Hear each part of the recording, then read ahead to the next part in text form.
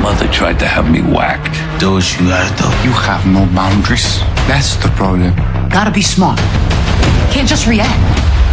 I know you into some shit. I knew it right when I met you. I ain't gonna let nothing bad happen to you, Trader. I know my son. He ain't finished fucking with me. Sometimes business and personal get all crossed up. Kanan killed Lou, his own cousin, his own blood. And now that secret is about to blow up in the one place Kanan never saw coming. Because in episode 5 of Raising Kanan season 5, the chess game we have been watching for 4 episodes stops being chess. It turns into full-blown war, people lose pieces, people lose ground, and by the end of this episode, one person loses something they can never get back, the trust of the only man who has ever come close to being a father to him. This is the episode where the truth about Lou finally comes out, where Marvin snaps in a way we have never seen before, and where Kanan gets a beating that he will never forget and will never forgive. Stick around till the very end because there is a huge Easter egg tying straight back to the original Power series that a lot of people missed, and it changes the way you look at Breeze forever. Let's break down every single second of Raising Kanan Season 5 Episode 5. School of War. This episode opens right where the fallout from the failed hit on Estefano begins to spread. Rock and Marvin are trying to figure out where they stand, and Rock's whole mindset at this moment is simple. As long as Pino still has her back, she believes they are safe. But this is exactly where things start to unravel, because this is the episode where the secrets Rock has been sitting on finally start leaking out, one by one. She tells Marvin that Kanan was the one behind Anton Baker. She tells him Kanan planted the tainted product through Elizabeth. She tells him Kanan has been working from the inside to destroy their entire Manhattan operation. And in the same breath, she tells Marvin they cannot just react, they need to think smart. Which is almost funny, because thinking smart is exactly what Rock fails to do for the rest of this episode. For the first time in this entire war, Rock is not able to think straight, and there is a very simple reason why. The person on the other side of this war is her own son. This is not Estefano. This is not some rival crew. This is her blood, and that changes everything about how she is able to fight this battle. Keep that thought in your head because it comes back in a massive way later in the episode. Marvin, meanwhile, is doing damage control with Flossie, who is not happy at all, and honestly, she has every right to be furious. Kanan did not just kill some random enemy. He killed someone high profile, and that kind of move puts a target on Rock's reputation right as she is trying to build a brand new alliance with Flossie in Manhattan. In this game, reputation is currency, and Kanan just spent a huge amount of it without permission. During this conversation, Marvin also brings up Flossie's daughter again, and we get more of the backstory of what happened to Sher, who was killed in an accident by a drunk driver who walked away with barely a scratch. This moment matters because it shows us exactly how Flossie operates, and it is completely different from how Rock operates. Flossie is not reactive. She made that clear back in episode 4. She is not afraid of violence, but her violence is calculated, it is strategic, it only happens when it actually solves a problem. Her response to her daughter's killer was quiet, controlled, and permanent, and she never even admits it directly, but everyone watching knows exactly what she means. While all of this is happening, Estefano is having his own conversation with Kanan, and there is a quote from Tony Danza in a recent interview that explains exactly where Estefano's head is at right now. Estefano has an uncanny ability to be outsmarted by Rock, and underneath all the business talk, he still has real feelings for her, feelings that have completely messed with his ego this entire season. Estefano is behaving like a man who cannot get over a bad breakup. He blames Rock for what happened with Phil Russo. He hates the way she talks to him. He hates that she went around him to make her move into Manhattan.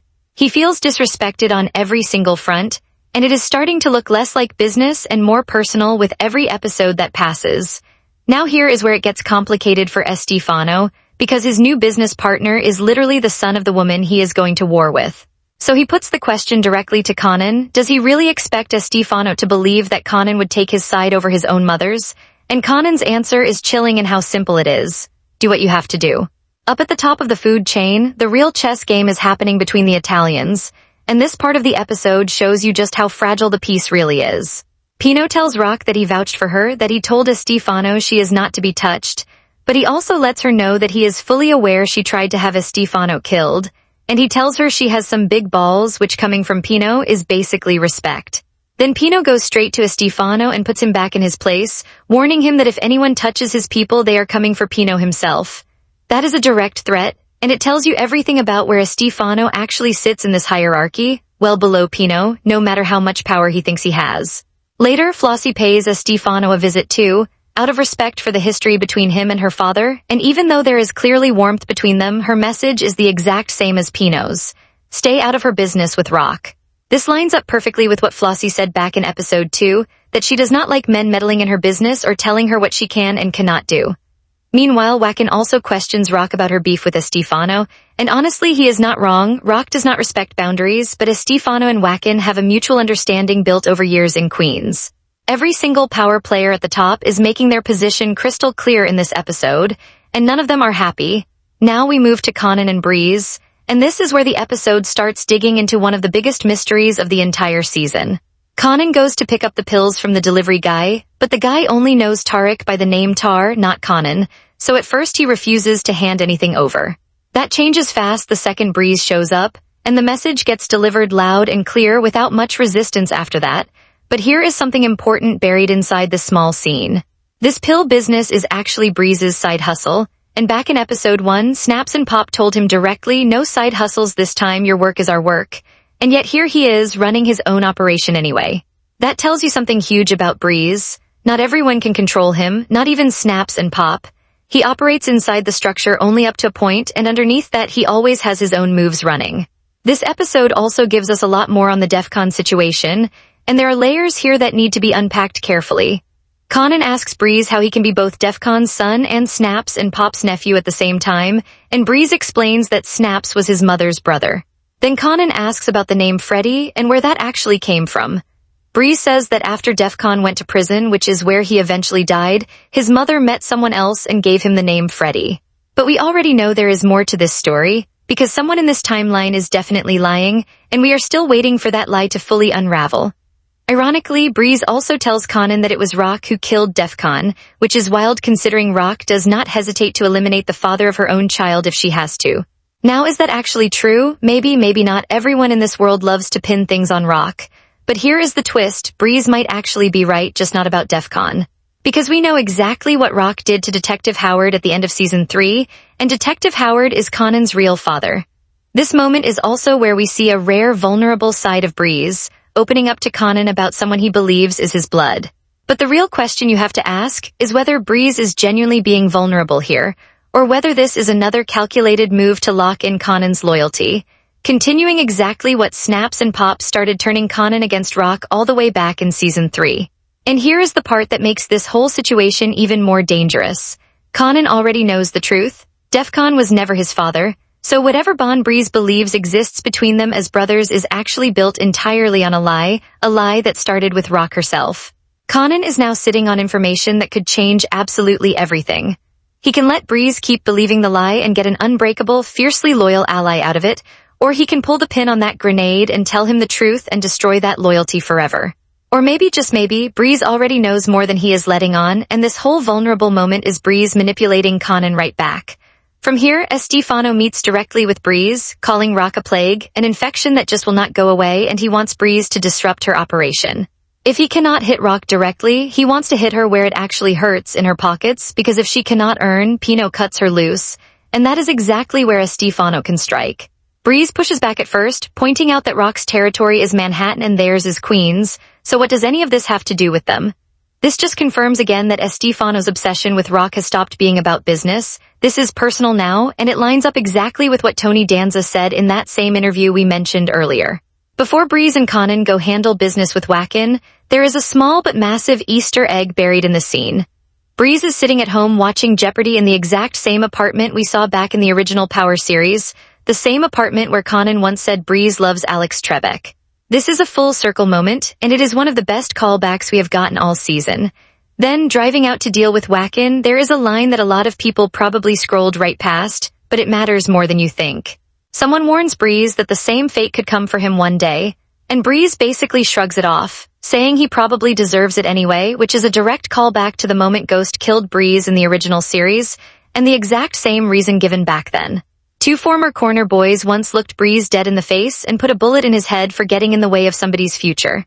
And now here we are, watching Rock's supply chain expand off the back of Wacken's death. Now let's talk about Jarita, because her storyline is quietly becoming one of the most dangerous threads in this entire season.